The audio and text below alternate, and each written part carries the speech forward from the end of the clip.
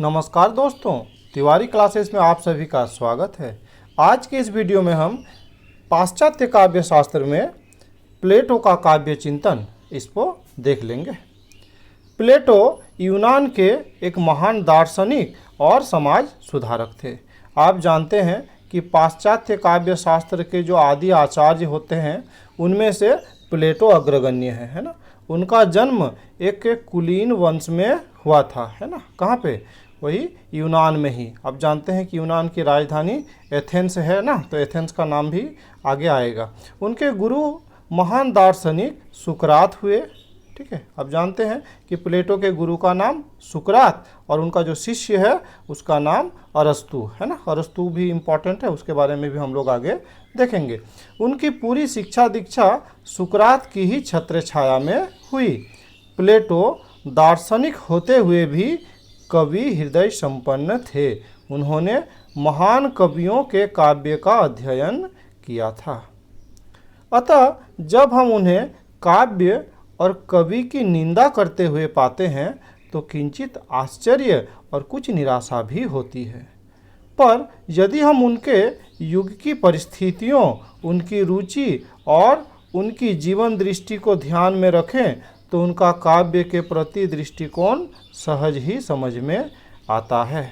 वह दार्शनिक थे, सत्य के उपासक और तर्क के हिमायती थे। ठीक है, अगर देखा जाए तो प्लेटो कहते हैं कि कवियों को तो देश से निकाल देना चाहिए, अर्थात वो पूरी तरह से क्या करते हैं, निंदा करते हैं।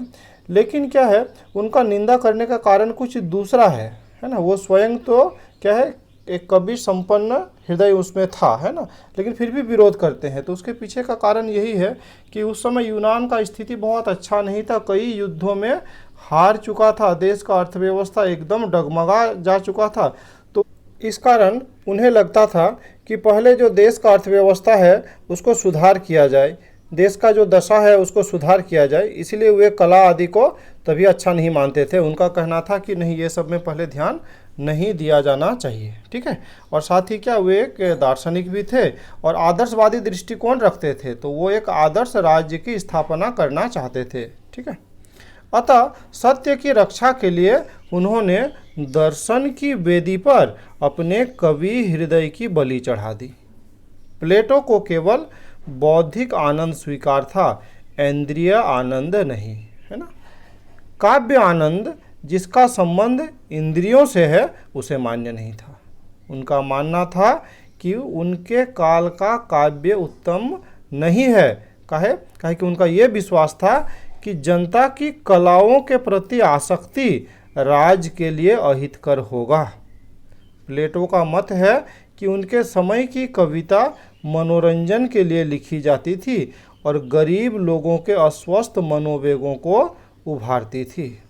सारांश यह है कि उस समय का सामाजिक और राजनीतिक जीवन इतना दूषित हो गया था कि दार्शनिक और संत स्वभाव वाले व्यक्ति को उससे भयभीत होना स्वाभाविक और उसके प्रति कठोर दृष्टि अपनाना भी स्वाभाविक ही था।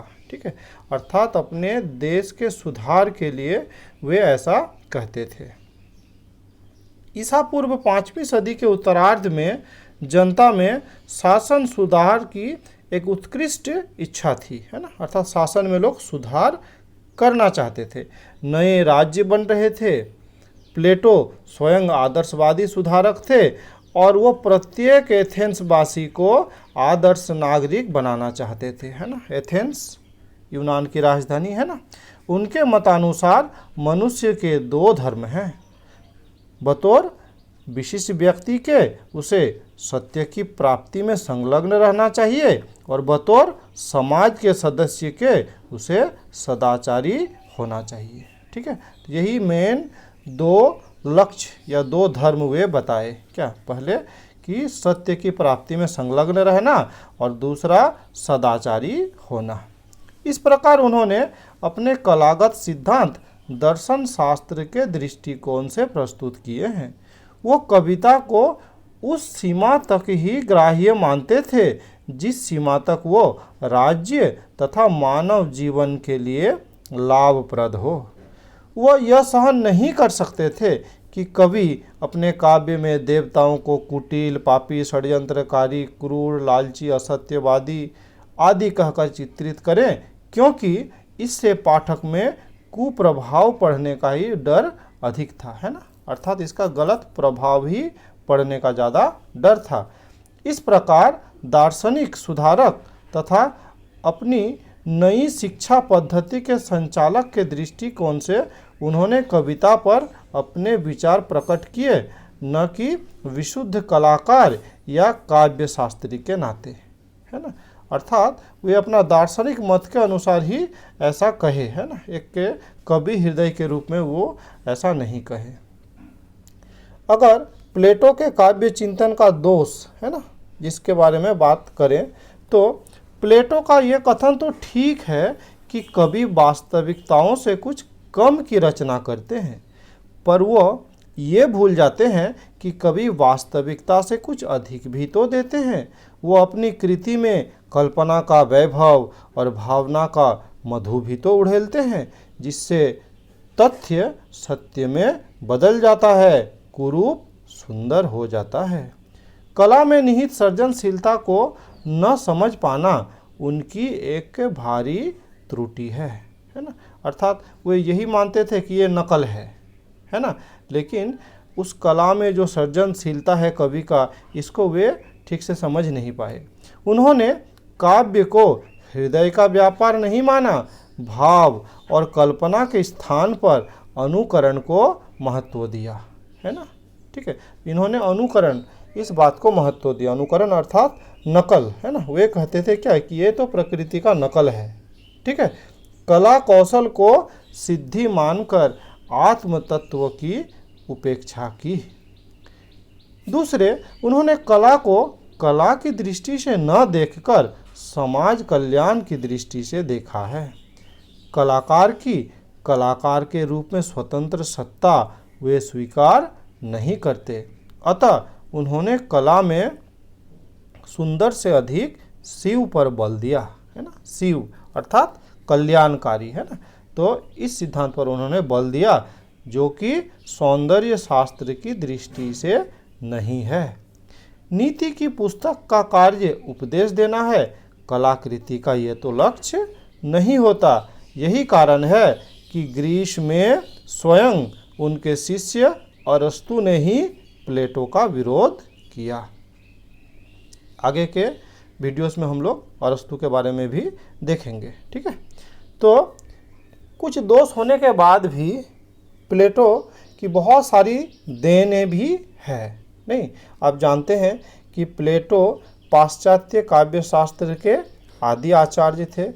अधिकतर मत का प्रतिपादन उन्होंने ही किया, है ना। आगे के जो काव्य शास्त्री थे वे उसमें कुछ सुधार लाए, कुछ परिवर्तन लाए, लेकिन शुरुआत तो प्लेटो ने ही किया था। ठीक है, तो ये ठीक है कि हम उनके निष्कर्षों से सहमत नहीं हो सकते, तथापि उन्होंने कला की प्रकृति के विषय में कुछ ऐसी बातें कही हैं जो हमें सोचने के लिए बाध्य करती है, जिस पर मनन विश्लेषण करके आगे के काव्य शास्त्रियों ने सत्य का दर्शन किया और ऐसे सिद्धांतों की प्रतिष्ठा की जो चिरंतन और मूलतः सात्विक कहे जा सकते हैं। कला में अनुकरण व आनंद तत्व की बात सर्वप्रथम उन्होंने ही कही, है ना। अरस्तु का भी हम लोग देखेंगे अनुकरण का सिद्धांत, है ना। ठीक है, तो ये सब जो बातें हैं तो सबका शुरुआत कहाँ से हो गया था, तो प्लेटो के विचारधारा से ही हो गया था, है ना। उन्होंने ही शुरू किया था। उन्होंने ही पहली बार यह बताया कि कलाएं परस्पर संबद्ध होते हुए भी भिन्न है, और इसी कारण कलाओं के दो भेद हैं, ललित कलाएं और उपयोगी कलाएं। कलाओं में आदर्श की, न्याय, सौंदर्य और सत्य की प्रतिष्ठा की बात भी उन्होंने ही की, जो बहुत बाद तक भी मानी जाती रही। प्लेटो के काव्य प्रेरणा संबंधी विचार भी मौलिक थे। आगे चलकर उन्हीं विचारों से काव्य की प्रकृति पर पर्याप्त प्रकाश मिला। उन्होंने काव्य प्रेरणा संबंधी विचार में देवी प्रेरणा को प्रमुख माना, है ना, अर्थात देवता के प्रेरणा से ही कोई भी कवि किसी भी काव्य को लिखने में सक्षम हो सकता है। ठीक है। साथ ही उन्होंने विक्षिप्तता के 2 भेद बताए। ठीक है। विक्षिप्तता मतलब क्या हो गया? पागलपन, या बोल सकते हैं कि मानसिक उन्माद, है ना। तो 2 भेद बताए, एक तो शारीरिक दुर्बलता से उत्पन्न और दूसरी वह जिसमें आत्मा रीति रिवाज तथा परंपराओं के बंधन से मुक्त हो जाती है। उन्होंने बताया कि दूसरी विक्षिप्तता वही है जिसे हम पोएटिक इंस्पिरेशन कहते हैं। ठीक है। और जिसके द्वारा हम वो बातें सोच लेते हैं जो तर्क के शक्ति के परे हैं, है ना। अर्थात यहाँ पे क्या होता है, जो कवि है तो कवि पर एक क्या होता है, दैवीय प्रभाव आ जाता है, दैवीय शक्ति उस पर हावी हो जाता है और वो बातें भी लिख लेते हैं जो वो स्वयं भी सोच नहीं सकते हैं, है ना। ऐसा प्लेटो का मानना है। ठीक है। कला की साधना के संबंध में भी उन्होंने कई नई बातें बताई है। वो चिंतन को कला साधना का आवश्यक अंग मानते हैं। विरेचन सिद्धांत, है ना, ये भी आगे हम लोग देखेंगे, है ना। तो विरेचन सिद्धांत के संकेत भी उनके वचनों से आए हैं। ठीक है। अरस्तु का विरेचन सिद्धांत हम लोग पढ़ेंगे आगे। वैसे ही भाषण कला से संबंधित उनके सुझाव, विषय का पूर्ण ज्ञान, अभ्यास, व्यवस्थित विचार और भाषा, श्रोताओं के मनोविज्ञान से परिचय। ठीक है। तो ये जो भाषण कला से संबंधित जो सुझाव है ये आज भी लाभदायक है। साहित्य में काव्यगत न्याय के सिद्धांत का प्रतिष्ठाता भी प्लेटो ही हैं। कुछ लोगों का मत है कि वो काव्य को उपदेश, शिक्षा का माध्यम आदि मानते थे, परंतु ऐसा वस्तुतः नहीं है। उनकी दृष्टि में कला या काव्य का प्रथम और प्रमुख कार्य प्रभावित करना है, उपदेश देना नहीं। उनका मत तो केवल इतना था कि मानव चरित्र में जो कुछ भी उदात्त है और महान हो वही काव्य का विषय बनाया जाए। काव्य का सत्य सार्वभौम और सर्वकालिक होना चाहिए। अर्थात काव्य ऐसा नहीं हो कि मनगढ़ंत कोई कुछ भी लिख दे, है ना, तो ऐसा नहीं हो। ठीक है। तो काव्य क्या हो, जो सार्वभौम हो या सर्वकालिक सत्य हो, तो ऐसा ही विषय होना चाहिए। भाषा और शैली के विषय में भी उनके विचार स्मरणीय हैं। साथ ही प्लेटो का प्रथम आचार्य होने के नाते केवल ऐतिहासिक महत्व ही नहीं है, काव्य शास्त्रीय महत्व भी है। उन्होंने ऐसी सामग्री प्रदान की है जो आगे के काव्य शास्त्रियों को आगे बढ़ने की प्रेरणा दी है। उन्होंने कतिपय ऐसे मनोवैज्ञानिक शक्तियों का उद्घाटन किया जो आज भी मनोवैज्ञानिक प्रश्नों की नींव है। प्लेटो के वक्तव्य में कहीं कहीं विरोध भी पाया जाता है ना। जैसे कहीं वो अपने आदर्श राज में कवि को बहिष्कृत करने की बात कहते हैं तो कहीं काव्य की प्रशंसा भी करते हैं, है ना। यदि हम प्लेटो के काव्य संबंधी वक्तव्यों को संदर्भ सहित पढ़ें तो ये कठिनाई दूर हो जाएगी, है ना, कि वो किस प्रकार के कवियों को बहिष्कृत करने का बात करते हैं और कैसे काव्यों की वो प्रशंसा करते हैं। ठीक है। जहाँ कहीं उन्होंने काव्य की निंदा की है वहाँ वो उस वकील की तरह बोल रहे होते हैं जो प्रतिपक्षी की बात को मन ही मन सत्य मानते हुए भी उस पर ध्यान नहीं देते, है ना। ऐसे स्थलों पर वे न्यायाधीश की तरह दोनों पक्षों की बात सुनकर निर्णय नहीं दे रहे होते हैं, अपितु दर्शन शास्त्र के वकील की तरह प्रतिपक्षी काव्य की बुराइयां मात्र बताते रहते हैं, है ना। अर्थात वो दूसरे का बात सुनते ही नहीं है ना, अपना बात को ही कहते हैं। कहे कि वो उस समय वो दर्शन शास्त्र के वकील बने होते हैं ना, लेकिन जहाँ पर उनका ये वकील का रूप पीछे छूट जाता है तो वो फिर काव्य की प्रशंसा भी करते हैं। ठीक है। तो इस प्रकार आज के इस वीडियो में इतना ही। बहुत जल्द ही प्लेटो का जो काव्य प्रेरणा संबंधित सिद्धांत है उसका वीडियो लेकर आएंगे। इस वीडियो में मेरे साथ बने रहने के लिए बहुत बहुत धन्यवाद।